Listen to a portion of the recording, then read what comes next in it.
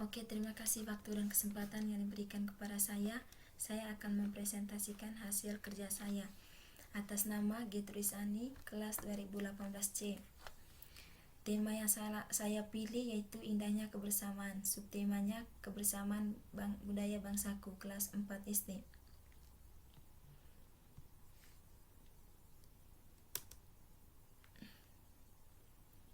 Model pembelajaran inquiry. Metode inquiry merupakan metode pembelajaran yang menekankan kepada pengembangan aspek kognitif, afektif, dan psikomotorik secara seimbang sehingga pembelajaran akan lebih bermakna. Metode inquiry juga akan memberikan ruang kepada peserta didik untuk belajar sesuai dengan gaya belajar siswa dan menekankan bahwa metode inquiry merupakan metode yang sesuai dengan perkembangan psikologi belajar modern yang menganggap bahwa belajar adalah proses perubahan tingkah laku berkat adanya perubahan.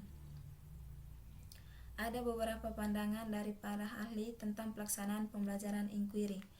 Yang pertama, menurut pendapat Schmidt, inquiry adalah suatu proses untuk mendapatkan informasi dengan cara melakukan observasi dan atau eksperimen untuk mencari jawaban maupun memecahkan masalah terhadap pertanyaan atau rumusan masalah dengan menggunakan kemampuan berpikir kritis dan logis.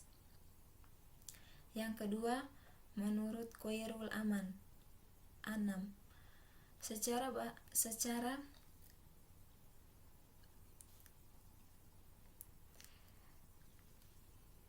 metode inquiry berasal dari kata inquiry yang merupakan kata dalam bahasa Inggrisnya yang berarti penyelidikan atau meminta keterangan. Dalam konsep ini adalah siswa diminta untuk mencari dan menemukan sendiri. Yang ketiga, menurut Piaget, mendefinisikan bahwa model pembelajaran inquiry sebagai pembelajaran yang mempersiapkan situasi bagi anak untuk melakukan eksperimen sendiri dalam arti luas ingin melihat apa yang terjadi.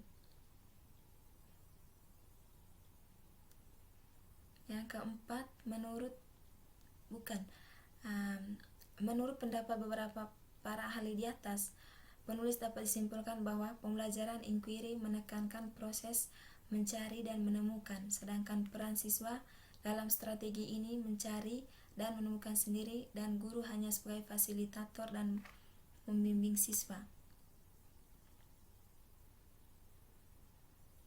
Prinsip-prinsip model inquiry. Yang pertama, berorientasi pada pengembangan intelektual. Yang kedua, prinsip interaksi. Yang ketiga, prinsip bertanya. Yang keempat, prinsip belajar untuk berpikir. Yang kelima, prinsip keterbukaan. Langkah-langkah pelaksanaan pembelajaran inquiry. Guru membagikan siswa dalam beberapa kelompok.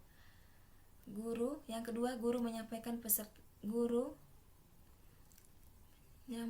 kepada peserta didik bahwa siswa akan mendapatkan berbagai macam keberagaman budaya Indonesia dari teks bacaan yang akan dipelajari. Siswa kemudian diajak untuk mengamati gambar keberagaman budaya yang ada di buku dan membaca teksnya masing-masing kelompok. Yang ketiga, siswa kemudian diminta untuk menuliskan ide pokok dalam teks tersebut. Yang keempat, setiap kelompok diminta untuk membacakan hasil diskusi mereka di depan kelas. Lalu siswa yang lain diminta untuk memberikan masukan dan mencatat masukan atau komentar sebagai bahan untuk perbaikan hasil diskusi mereka.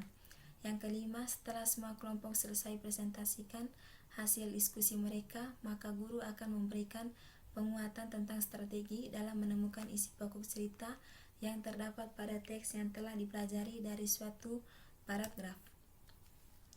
Sekian dan terima kasih.